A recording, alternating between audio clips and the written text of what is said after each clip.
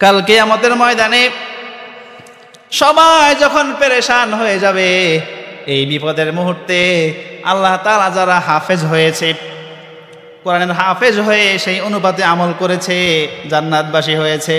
বুঝিয়েন, হাফেজ হয়ে অনেকে তো ভুলেও যায় না? হাফেজ হওয়ার পরে জান্নাতে যাওয়ার মতো কাজে সে লিপ্ত ছিল, হাফেজ হয়েছে সেই অনুপাতে জীবন পরিচালনা করেছে। এটা আপনাকে বুঝতে হবে। শুধু হাফেজ হয়ে গেলেই হলো না, হাফেজের মতো হাফেজ হওয়া লাগবে। তাহলে যে এমন আমলওয়ালা হাফেজ হবে, তার মাথায় নূরের টুপি দেয়া হবে। সুবহানাল্লাহ পড়েন। কিয়ামতের ময়দানে হাফেজদের মাথায় যখন টুপিগুলো দেয়া হবে, বলে পুরো ময়দান এই এক একটি টুপির আলোয় আলোকিত হয়ে যাবে। আমরা তো শুনেছিলাম মা আমার মাথায় টুপি দিবে, ঠিক না? হাদিসটা হলো এমন, হাফেজের মাথায় টুপি দিবে, বাবা মাকে নূরের পোশাক দেওয়া হবে। সুবহানাল্লাহ বলেন। আপনারাও কিন্তু বঞ্চিত না। হ্যাঁ, পাল্টাইছি কি, ওই টুপিটা আপনার থেকে ছেলের মাথায় চলে গেছে, বাকি আপনার জন্য কি পুরস্কার, সেটা কেমন? নূরের পোশাক। আচ্ছা, যেখানে সবাই উলঙ্গ, ভালো করে বুঝেন, যেখানে সবাই উলঙ্গ, কারো পরনে কোনো পোশাক নাই, এই পেরেশানির সময়, এই বিপদের সময় সবার মাঝ থেকে যখন আপনার পরনে নূরের পোশাক পরিয়ে দেওয়া হবে, সবাই তাকিয়ে তাকিয়ে দেখবে, এ হাহারে অমুক এই লোকের সন্তানদেরকে হাফেজ আলেম বানিয়েছিল, দেখবে ওই লোকের ছেলে সন্তানদেরকে হাফেজ আলেম বানিয়েছিল, আর তাদের পরনে আজকে নূরের পোশাক। সুবহানাল্লাহ। আব্বু এবং আম্মু তারা বড়ই ভাগ্যবান, যাদের বুকের মানিক হলো হাফেজ কোরআন। আব্বু এবং আম্মু তারা বড়ই ভাগ্যবান, যাদের বুকের মানিক হলো হাফেজ কোরআন। হৃদয় মাঝে গাঁথলো যারা হরফ নামের ফুল, তাদের সাথে হয় না কভু অন্য কারো তুল। সুবহানাল্লাহ। হৃদয় মাঝে গাঁথলো যারা হরফ নামের ফুল, তাদের সাথে হয় না কভু অন্য কারো তুল। রবের কাছে রবের কাছেও পাবে তারা সেরা প্রতিদান, যাদের বুকের মানিক হলো হাফেজ কোরআন, হাফেজ কোরআন। আল্লাহ আমাদেরকে সবাইকে বানিয়ে দিক, বলেন আমিন। সম্মানিত উপস্থিতি, আমরা বিগত জুমায় আলোচনা শুনেছিলাম মাদ্রাসা শিক্ষা বনাম জাগতিক শিক্ষা। আমরা শুনেছি জাগতিক শিক্ষার প্রয়োজনীয়তা, গুরুত্ব, সুফল এবং কুফল। আমরা শুনেছি ধর্মীয় শিক্ষার দুনিয়াবি সুফল, ধর্মীয় শিক্ষার দুনিয়াবি সুফল। আমরা আজকে জানার চেষ্টা করব ধর্মীয় শিক্ষার পরকালীন সুফল এবং না শিখার কুফল। না শিখার ধর্মীয় শিক্ষা শিখলে বলেছিলাম লাভ দুনিয়াতেও আছে, পরকালেও আছে। না শিখলে আবার ক্ষতিও আছে না নাই? আছে। জাগতিক শিক্ষাটা শিখলে লাভ আছে, তবে না শিখলে গুনাহ নাই। বুঝতে হবে, না শিখলে গুনাহ নাই, ক্ষতি নাই। হ্যাঁ, কেউ কেউ যদি শিখে তাহলে আমাদের প্রয়োজনীয়তা পূরণ হয়ে গেলে হয়ে যাবে, কিন্তু ধর্মীয় শিক্ষাটা এমন নয়। ধর্মীয় শিক্ষা কারো কারো উপরে ফরজে কিফায়া, সবার উপরে আওয়ামভাবে ফরজে আইন। তাহলে আপনার যেইটুকু প্রয়োজন এইটুকু আপনি না শিখলে আপনার ফরজ তরক করার গুনাহ হবে। পাশাপাশি আপনি যে শিখলেন না, বুঝলেন না, এই জন্য পরে মানতে অসুবিধা হবে, তখন তো গুনাহ, শাস্তি তো আছেই। তাহলে ধর্মীয় শিক্ষা না শিখলে বিপদ আছে কি নাই বলেন? আছে। আর আছে সুফল দুনিয়াতেও এবং আখিরাতেও। দুনিয়ার সুফলগুলো আমরা শুনেছিলাম গত জুমায়। আমরা বলেছিলাম যে 1 নাম্বার দুনিয়াবি সুফল হলো দুনিয়াতে আমরা যা পাবো তা হলো মর্যাদা। আল্লাহ তাআলা সবচেয়ে মর্যাদা বৃদ্ধি করে দিবেন ধর্মীয় শিক্ষা শিক্ষিতদের। 2 নম্বরে আমরা জেনেছি জান্নাতের পথ তাদের জন্য সহজ হয়ে যাবে। 3 নম্বরে আমরা জেনেছি তারা জবাবদিহিমূলক শিক্ষার কারণে দুনিয়াতে জবাবদিহিতার ভয়ে মানুষের হক নষ্ট করবে না, মানুষের আমানত ঠিকমতো পালন করবে, দুনিয়া পৃথিবীর সব কিছু এদের কাছেই নিরাপদ থাকবে। আমরা 4 নম্বরে জেনেছিলাম এরা প্রকৃত মানুষ হয়। 5 নম্বরে জেনেছি ধর্মীয় প্রয়োজন পূরণ হয়। দিনের বিষয়ে চলতে গেলে আমাদের যা কিছু প্রয়োজন হবে এই সবগুলো আমরা তাদের থেকে দিক নির্দেশনা নিয়ে তারপরে চলতে আমাদের জন্য কি হবে? সহজ হয়ে যাবে। এরপরে 6 নম্বরে আমরা জেনেছি এরা পৃথিবীতে সব চাইতে আদর্শবান হয়। বলেন সুবহানাল্লাহ। তাহলে আজকে এরপরে একটা 7 নাম্বার যে বিষয়টি আমরা গত জুমায় আলোচনা সময়ের কারণে করতে পারিনি, সেটি হলো এই শিক্ষার কারণেই দুনিয়া টিকে আছে। এই শিক্ষার কারণে দুনিয়া কি হয়ে আছে? এখন ব্যাখ্যা না করলে বুঝবেন না যে হুজুর এই শিক্ষার কারণে দুনিয়া টিকে আছে, এটা কেমন কথা, এটা কেন? ব্যাখ্যা করলে অবশ্যই আপনারা সবাই স্বীকার করতে বাধ্য হবেন যে হ্যাঁ, এই শিক্ষার কারণেই দুনিয়া টিকে আছে। এখন এই কথাটা সবার শোনা প্রয়োজন। এই জন্য আমরা দুনিয়াবি সুফলের শেষ নাম্বার, যেটা গত জুমে আলোচনা করতে পারিনি, আজকে সেটা করব, তবে সব শেষে করব। আল্লাহ আমাদেরকে সেই পর্যন্ত তৌফিক দিক, বলেন আমিন। এবার আসেন আমরা মূল আমাদের আজকের কথা ছিল যেটা ধর্মীয় শিক্ষার পরকালীন সুফল এবং না শিক্ষার কুফল আলোচনার দিকে চলে যায়। প্রিয় ভাইয়েরা, ধর্মীয় শিক্ষায় শিক্ষিত হলে পরকালীন সুফল অর্থাৎ পরকালে যে লাভ আপনার হবে, পরকালে যে লাভ পাবেন তার মধ্যে 1 নাম্বার হলো এই ধর্মীয় শিক্ষাটা হলো আমলে জারিয়া। বলেন সুবহানাল্লাহ। আমলে জারিয়া মানে কি? আপনি মৃত্যুবরণ করার পরেও আপনার আমলনামা মিজানের পাল্লায় উঠানো পর্যন্ত যেই আমলের কারণে আপনার আমলনামায় আপনি পরপারে যাওয়ার পরেও কিয়ামত পর্যন্ত আপনার আমলনামায় সওয়াব যেতেই থাকবে, এটার নাম হলো আমলে জারিয়া। তাহলে 1 নাম্বার সুফল হলো আপনি মরার পরেও এটার সওয়াব আপনি পেতে থাকবেন, এটার সুফল আপনি পেতে থাকবেন। এটা হলো আমলে জারিয়া। জোরে বলেন সুবহানাল্লাহ। সম্মানিত ভাইয়েরা, তাহলে শিখলেন, দুনিয়াতেও লাভ পেলেন, আপনার জীবিকা নির্বাহ এটার দ্বারা হলো, পাশাপাশি মরার পরেও আপনার উপকারিতা বন্ধ হলো না। কথাগুলোকে সহজভাবে না নিয়ে মাথার ভিতরে কঠিনভাবে চিন্তা করে দেখেন যে আসল বিষয়টা কেমন। আমার দুনিয়াও চললো, দুনিয়াতেও সুফল পেলাম, আমার চোখ বন্ধ হয়ে গেল, পরপারে চলে গেলাম, আমার সুফল আসতেই থাকবে। সুবহানাল্লাহ। এবার এই কথাটা আমার বানানো কথা নয়, ইবনে মাজাহ শরীফের 240 নং হাদিস আল্লাহর হাবিব সাল্লাল্লাহু আলাইহি ওয়াসাল্লাম বলে, কি বলে দেখেন, মান আল্লামা ইলমান ফালাহু আজরু মান আমিলা বিহি লা ইয়ানকুসু মিন আজরিল আমিল। আল্লাহর হাবিব সাল্লাল্লাহু আলাইহি ওয়াসাল্লাম বলে, শোনো, যেই ব্যক্তি একটি এলেম শিক্ষা করলো, একটি এলেম আরেকজনকে শিক্ষা দিল, বুঝেন, একজন মানুষ আরেকজন মানুষকে একটি এলেম শিক্ষা দিল, ভালো কথা বলল, ভালো কাজের প্রতি উৎসাহ করলো, আমলের কথা বলল, আমল শিক্ষা দিল, বলে আজরু মান আমিলা বিহি, যে আমল করেছে যেই পরিমাণ সওয়াব আল্লাহ তাকে দিয়েছে, যে শিক্ষা দিয়েছে, আমলের কথা বলেছে, তার আমল নামায়ও সমপরিমাণ সওয়াব দিয়ে দেওয়া হবে। চিন্তা করা যায়? বলে লা ইয়ানকুসু মিন আজরিল আমিল, এই যে আমলকারীর সমপরিমাণ সওয়াব শিক্ষা দেনেওয়ালা যে শিক্ষা দিয়েছে সে পেল, এর মাধ্যমে আমল করেনেওয়ালার আমল থেকে 1 বিন্দুও কমানো হবে না। চিন্তা করা যায়? তাহলে আপনি আমল করলেন, যিনি শিক্ষা দিল সমপরিমাণ সওয়াব তিনি পেল। তাহলে আমি আপনাকে যে কয়টা আমল শিক্ষা দিলাম, যে কয়টা কথা বললাম, আলেমরা যত মানুষকে শিক্ষা দিল, সবাই আমল করে কি করে না?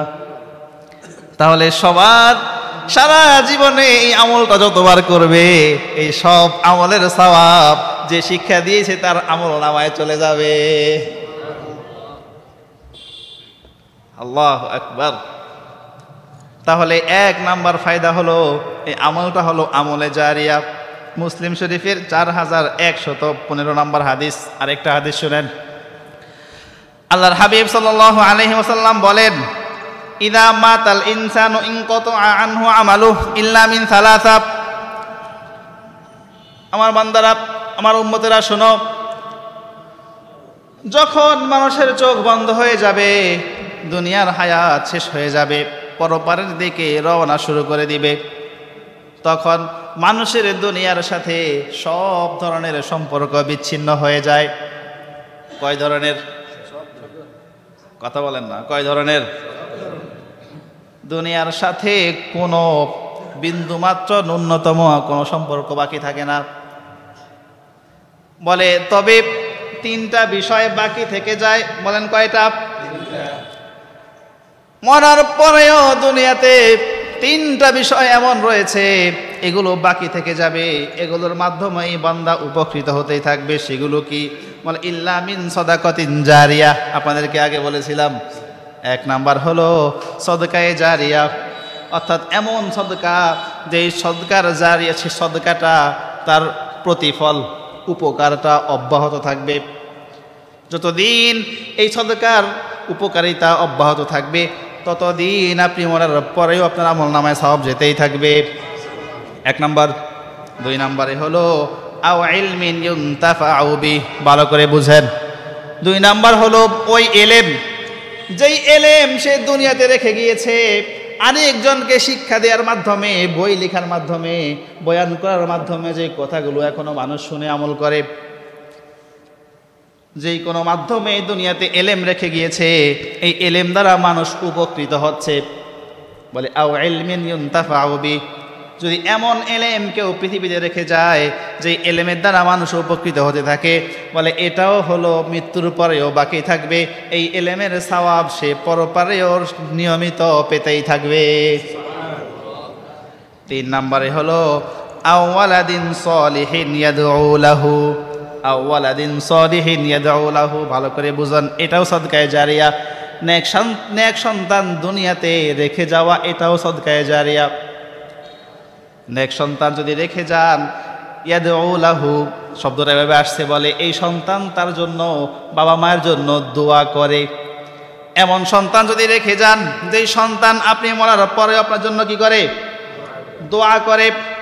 এই দোয়ার ফল আপনি সেখানে থেকে পাবেন। সুবহানাল্লাহ।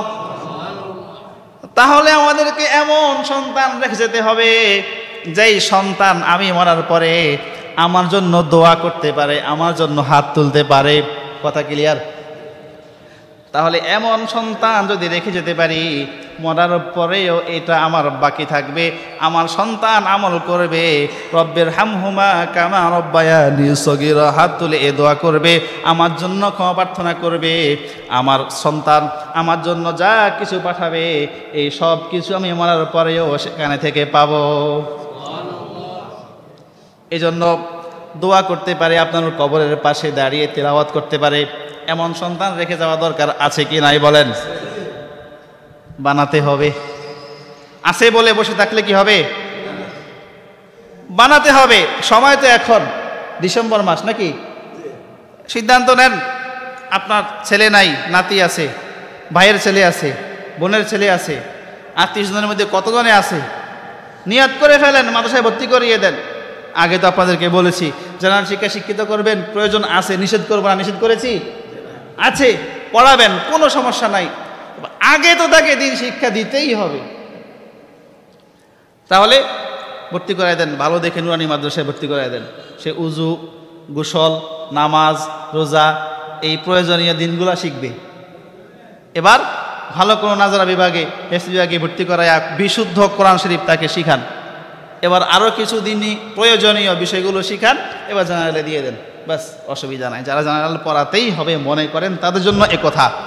আর যদি আপনি আলেম বানাতে পারেন, এই যে মর্যাদার কথা তো বলতেছি, যদি আলেম বানাতে পারেন, তাহলে সেটার উপকারিতা দুনিয়াতেও পাবেন, পরপারেও। আপনার ছেলে, আপনি চলে গেলেন, দিন শিক্ষা দিয়ে গেলেন, আলেম বানিয়ে গেলেন। আলেমরা, আমরা প্রত্যেক মোনাজাতে বাবা মার নাম ধরে দোয়া করি না? বলেন না, করি না? তাহলে আপনি রেখে যান, আপনি চলে যাবেন, তাই আপনার ছেলেই সম্পদ। ছেলের জন্য আপনি সম্পদ রেখে গেলেন, সারা জীবন কষ্ট করলেন, না খেয়ে টাকা জমা করলেন, ব্যাংক ব্যালেন্স করলেন, হ্যাঁ সঞ্চয় করলেন, ছেলে মেয়ের জন্য রেখে গেলেন, আপনি মরার পরেই তারা সম্পদ নিয়ে মায়ের পিঠ শুরু। হ্যাঁ সম্পদ রেখে যাওয়া ঠিক আছে, তবে সম্পদের চেয়েও সন্তানকে সম্পদ বানিয়ে রেখে যাওয়াটাই হলো আপনার জন্য কল্যাণ। সন্তানকে এমনভাবে তৈরি করে যান আপনি মরার পরও সে প্রতিদিন আপনার কবরের পাশে দাঁড়িয়ে দোয়া করবে, প্রত্যেক মুনাজাতে আপনার নাম নেবে। ঠিক আছে না? রোজ নামাজে দুহাত তুলে চোখের পানি ফেলে রব্বির হামহুমা বলে কাঁদবে তোমার ছেলে। রোজ নামাজে দুহাত তুলে চোখের পানি ফেলে রব্বির হামহুমা বলে কাঁদবে তোমার ছেলে। এমন সুযোগ নেই কোনো আর ভেবে দেখে নিও, এই পৃথিবীর বুকে তুমি জান্নাত কিনে নিও, এই পৃথিবীর বুকে তুমি জান্নাত কিনে নিও। মা গো তোমার একটি ছেলে মাদ্রাসাতে দিও, ও বাবা তোমার একটি ছেলে মাদ্রাসাতে দিও, এই পৃথিবীর বুকে তুমি জান্নাত কিনে নিও, এই পৃথিবীর বুকে তুমি জান্নাত কিনে নিও। আল্লাহ তাওফীক দিক বলেন আমিন। 2 নম্বরে পরকালীন লাভ বলতেছি, মানে এই এখন যে লাভগুলো বলতেছি এগুলো সব আপনি পরকালে গেলে পাবেন এমন লাভ। 2 নম্বরে হলো যদি কোরআন শিক্ষা দেওয়ার সাথে আপনি জড়িত থাকেন, অথবা আপনি নিয়মিত কোরআন তেলাওয়াত করেছেন, কোরআনকে মহব্বত করেছেন, ভালোবেসেছেন, কোরআন অনুযায়ী আমল করেছেন, কোরআন তেলাওয়াত করেছেন। আল্লাহর হাবিব সাল্লাল্লাহু আলাইহি ওয়াসাল্লাম বলে ইকরাউল কুরআনা ফাইন্নাহু ইয়াতি ইয়াউমাল কিয়ামাতি শাফিআন লি আসহাবিহি, বলে আমার উম্মতেরা বেশি বেশি কোরআন পাঠ করো, কোরআনের সাথে সম্পর্ক তৈরি করো, তাহলে কি হবে? বলে পরকালে কোরআনকে এমন পাবে এই কোরআন তোমার জন্য রবের কাছে সুপারিশ করবে। তাহলে কোরআনের সুপারিশ চিন্তা করেন, কার সুপারিশ? কোরআন যদি আপনার পক্ষে দাঁড়িয়ে যায়, আল্লাহু আকবার, আল্লাহ তো আপনাকে ক্ষমা করবে, এটা আমরা আশা করতেই পারি। তাহলে কোরআন শিখলে, কোরআন পড়লে লাভ কি হবে? বলে এই কোরআন আপনার পক্ষে কিয়ামতের ময়দানে দাঁড়িয়ে যাবে। সময় কম, সংখ্যায় বলি 3 নম্বর লাভ, হাফেজরা এবং আলেমরা সুপারিশ করবে। হাফেজ আলেমরা কি করবে? মনোযোগ দেন, কি করবে? এটা কি সাধারণ কিছু মনে হয়? যেই দিন বাবা মা সন্তানকে পরিচয় দিবে না, সন্তান বাবা মাকে পরিচয় দিবে না, ভাই ভাইকে চিনবে না, বোন বোনকে চিনবে না, বন্ধু বান্ধব তো নাই, নবীরাও বলবে নাফসি। ওই দিন যদি আপনার সন্তান আপনার জন্য সুপারিশ করে, অবস্থাটা চিন্তা করেন তো। এখন এখানে কথা আছে, দেখবেন অনেকে বলে যে লাগবে না আলেম ওলামা, লাগবে না মাদ্রাসায় পড়ানো, লাগবে না, তারপরে ওখানে কেউ কোনো কারো কাজে আসবে না, কেউ কারো কোনো কথা ওখানে শোনা হবে না। একটু ভালো করে বুঝতে হবে। বলে কেন? আল্লাহ রাসূল সাল্লাল্লাহু আলাইহি ওয়াসাল্লাম ফাতেমা রাদিয়াল্লাহু তাআলা আনহাকে বলেছেন, ও ফাতেমা শোনো, কবরে যে তোমাকে রাখা হবে সেখানে গেলে তুমি মুহাম্মদের মেয়ে, এই পরিচয় তোমার চলবে না। তুমি আলীর স্ত্রী, এই পরিচয় সেখানে চলবে না। হাসান হোসেনের মা, এই পরিচয় সেখানে চলবে না। তোমাকে তোমার আমল দিয়ে রবের সামনে জবাব দিয়ে সেখান থেকে বাঁচতে হবে। এই দলিল নিয়ে এখন বলি কি, আর পৃথিবীতে কেউ কোনো কাজেই আসবে না। এখানে একটু বুঝতে হবে বিষয়টা কি। আল্লাহ যে ফাতেমাকে কথা বলেছে, আবার আরেক একটু পরে হয়তো আল্লাহ রাসূল আবার বলেছে ফিল জান্নাহ, ফাতেমা ফিল জান্নাহ, ও জান্নাতি মনিদের সর্দার হবে, আল্লাহ রাসূল বলেছে না? হাসান হোসাইন ফিল জান্নাহ, এরা জান্নাতে যুবকদের সর্দার হবে, সুবহানাল্লাহ। আলী ফিল জান্নাহ, ওসমান ফিল জান্নাহ, আবু বকর ফিল জান্নাহ, এটা কে বলছে? আর এটা কে বলছে? রাসূল বলছে না? ওখানে কথা বলছে, এখানে কথা বলছে, মানে কি? মানে হলো তোমার সেখানে কোনো পরিচয় চলবে না, মানে ইমানের বাহিরে তোমাকে আমি রাসূলও নিজেও সুপারিশ করতে পারবো না। ইমান ঠিক থাকতে হবে। আর প্রথম অবস্থা এমন হবে, সব নবীরাও নিজে চিন্তা করবে আপনাকে আর কে দেখবে। আল্লাহ রাসূল সিজদায় পড়বে, কান্না করবে, আল্লাহ তাআলা, এটা সেটা বিশাল আলোচনার বিষয়। আল্লাহ রাসূলের কান্নার পরে আল্লাহ তাআলা স্বাভাবিক হবে, বিচার শুরু করবে, আল্লাহ রাসূল সুপারিশ করবে। ভালো করে বুঝেন, সুপারিশের দরজা উন্মুক্ত হবে, এরপরে অন্য নবীরাও সুপারিশ করবে, এরপরে সাহাবা একরাম সুপারিশ করবে, পর্যায়ক্রমে বড় বড় আউলিয়া ওলামা একরাম বুজুর্গানে দিন যারা ছিলেন জান্নাতি তারাও সুপারিশ করবে, শিশু সন্তান যাদের মারা গেছে তারাও সুপারিশ করবে, নাবালিগ বাচ্চা মারা গেছে এরা কি করবে? সুপারিশ করবে। এরপরে জান্নাতবাসীরাও, হাফেজ না আলেম না এমনি আবেদ ছিল, ভালো মানুষ ছিল, জান্নাতবাসী, সেও সুপারিশ করবে। এটা ধারাবাহিক শুরু হবে, পর্যায়ক্রমের সুপারিশটা কি আসবে, এ সব আপনাকে বলতে হবে। ফাতেমাকে কথা বলছে বিদায় এখন সবাইকে বাদ দিয়ে দিলেন, হবে না। কি বুঝলাম? হাফেজ আলেমরাও সুপারিশ করবে, কথা বলে না, হাফেজ আলেমরাও সুপারিশ করবে। আপনার সন্তান যদি আলেম হয়, হাফেজ হয়, আপনার জন্য সুপারিশ করে, সৌভাগ্যটা কেমন? কথা বলে না, সৌভাগ্যটা কেমন? আহারে আপনার কপালটা কতই না সুন্দর। আল্লাহু আকবার। আব্বু এবং আম্মু তারা বড়ই ভাগ্যবান, যাদের বুকের মানিক হলো হাফেজ কোরআন। আব্বু এবং আম্মু তারা বড়ই ভাগ্যবান, যাদের বুকের মানিক হলো হাফেজ কোরআন। হৃদয় মাঝে গাঁথলো যারা হরফ নামের ফুল, তাদের সাথে হয় না কভু অন্য কারো তুল। সুবহানাল্লাহ। হৃদয় মাঝে গাঁথলো যারা হরফ নামের ফুল, তাদের সাথে হয় না কভু অন্য কারো তুল। রবের কাছে রবের কাছেও পাবে তারা সেরা প্রতিদান, যাদের বুকের মানিক হলো হাফেজ কোরআন, হাফেজ কোরআন। আল্লাহ আমাদেরকে সবাইকে বানিয়ে দিক, বলেন আমিন। তাহলে এই হাফেজ আলেমরা কাল কিয়ামতের ময়দানে আপনার জন্য বলেন কি করবে? সুপারিশ করবে। আরো লম্বা কথার প্রয়োজন ছিল, সময় কম, আমরা সংক্ষেপে বলে ফেলতেছি। 4 নাম্বার, কাল কিয়ামতের ময়দানে সবাই যখন পেরেশান হয়ে যাবে, এই বিপদের মুহূর্তে আল্লাহ তাআলা যারা হাফেজ হয়েছে, কোরআনের হাফেজ হয়ে সেই অনুপাতে আমল করেছে, জান্নাতবাসী হয়েছে। বুঝিয়েন, হাফেজ হয়ে অনেকে তো ভুলেও যায় না? হাফেজ হওয়ার পরে জান্নাতে যাওয়ার মতো কাজে সে লিপ্ত ছিল, হাফেজ হয়েছে সেই অনুপাতে জীবন পরিচালনা করেছে, এটা আমাকে বুঝতে হবে। শুধু হাফেজ হয়ে গেলেই হলো না, হাফেজের মতো হাফেজ হওয়া লাগবে। তাহলে যে এমন আমলওয়ালা হাফেজ হবে, তার মাথায় নূরের টুপি দেয়া হবে। সুবহানাল্লাহ পড়েন। কিয়ামতের ময়দানে হাফেজদের মাথায় যখন টুপিগুলো দেয়া হবে, বলে পুরো ময়দান এই এক একটি টুপির আলোয় আলোকিত হয়ে যাবে। আমরা তো শুনেছিলাম মা আমার মাথায় টুপি দিবে, ঠিক না? হাদিসটা হলো এমন, হাফেজের মাথায় টুপি দিবে, বাবা মাকে নূরের পোশাক দেওয়া হবে। সুবহানাল্লাহ বলেন।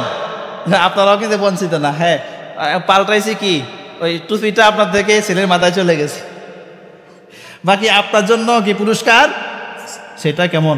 নূরের পোশাক।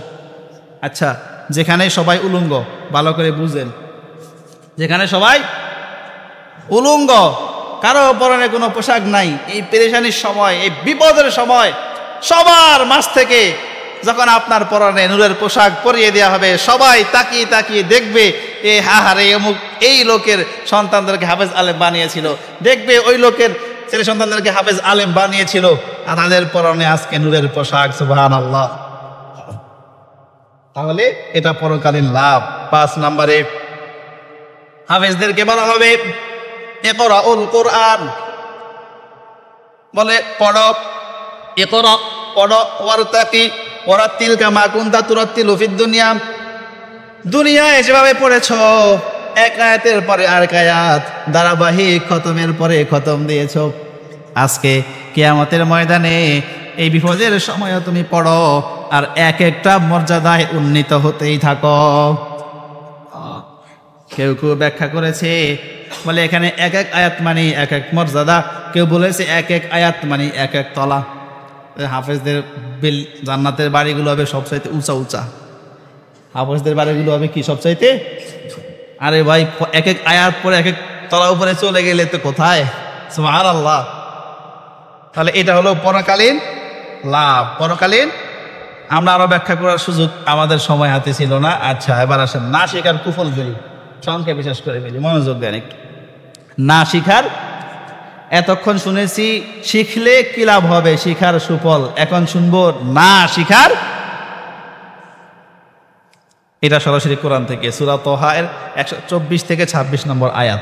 দেখেন আল্লাহ বলে, وَمَنْ أَعْرَضَ عَنْ ذِكْرِي فَإِنَّ لَهُ مَعِيشَةً ضَنكًا وَنَحْشُرُهُ يَوْمَ الْقِيَامَةِ أَعْمَى قَالَ رَبِّ لِمَ حَشَرْتَنِي أَعْمَى وَقَدْ كُنْتُ بَصِيرًا قَالَ كَذَلِكَ أَتَتْكَ آيَاتُنَا فَنَسِيتَهَا وَكَذَلِكَ الْيَوْمَ تُنْسَى।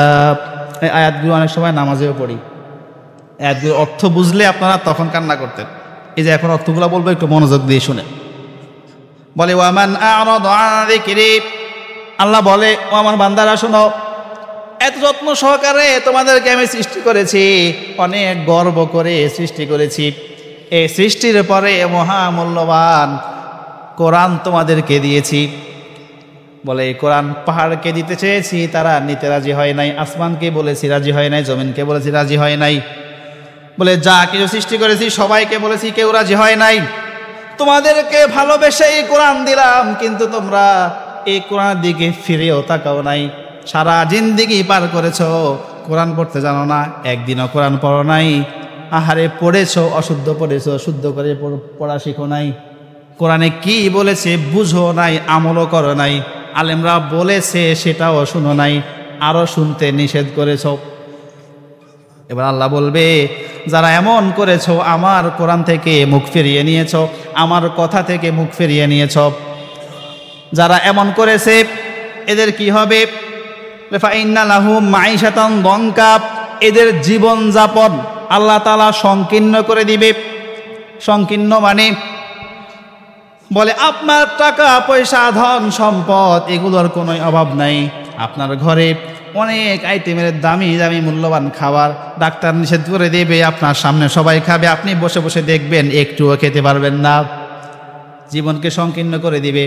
বলে আপনার রুমের মধ্যে অনেক দামি দামি খাট, অনেক দামি দামি কম্বল, ওষুধ খেয়েছেন কয়েকটা ঘুম আসার জন্য, হায় হায় দামি খাট দামি বিছানা, ওষুধ খেয়ে সারা রাত শুয়ে থাকবেন, কিন্তু আপনার চোখে ঘুম আসবে না। বলে জীবনকে এমন দুর্বিষহ করে দিব, যন্ত্রণাদায়ক করে দিব, সংকীর্ণ করে দিব। এক নম্বর শাস্তি। আপনি যদিও দেখেন যারা দুনিয়াবি, হ্যাঁ দুনিয়ার লাইনে চলতেছে, এদের সফল মনে হয়, আয় হায় টাকা পয়সা অভাব নাই। তাই আল্লাহর আয়াতে এটা কি বলতেছে, আমার কথা অনুযায়ী কি বুঝলেন? তার সবই আছে, শান্তি। আল্লাহ জীবনকে সংকীর্ণ করে দেবে, এটা হলো দুনিয়ার শাস্তি। এরপরে বলে ওয়ানাহশুরুহু ইয়াউমাল কিয়ামাতি আমা, কিয়ামতের ময়দানে তাকে আমি অন্ধ করে উঠাবো। ক্বালা রাব্বি লিমা হাশারতানি আমা ওয়া ক্বাদ কুনতু বাসীরা, ওই লোক কান্না করতে করতে বলবে, ওগো রব, ওগো আল্লাহ, আমি তো চাক্ষুষমান ছিলাম, দুনিয়াতে আমি সব দেখেছি, সব কিছু দেখেছি, কোনো অসুবিধা ছিল না, আজকে তোমার সামনে আমাকে কেন অন্ধ করে উঠাইলা? তখন আল্লাহ কি জবাব দিবে শুনেন। বলে ক্বালা কাযালিকা আতাতকা আয়াতুনা ফানাসিতাহা ওয়া কাযালিকাল ইয়াউমা তুনসা। বলে বান্দা শোনো, কত যত্ন করে তোমাকে বানিয়ে কোরআন দিলাম, তুমি শুনো নাই, মুখ ফিরিয়ে নিয়েছ, এটাকে চিনো নাই, বুঝো নাই, ফিরেও তাকাও নাই।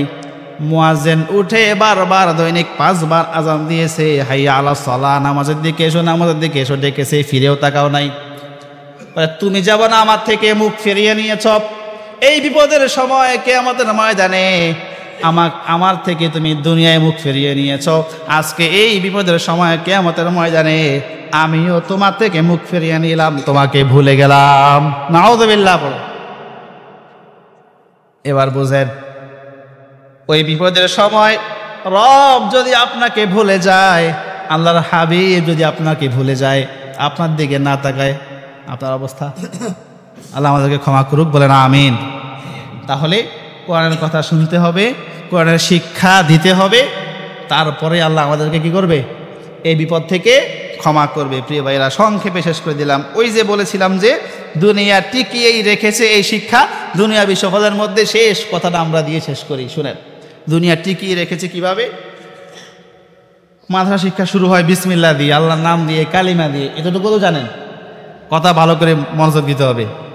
মাদ্রাসা শিক্ষার শুরুটাই হয় বিসমিল্লাহ, কালিমা, আল্লাহর নাম, এগুলাই তো। আল্লাহ রাসূলের হাদিস কি বলে?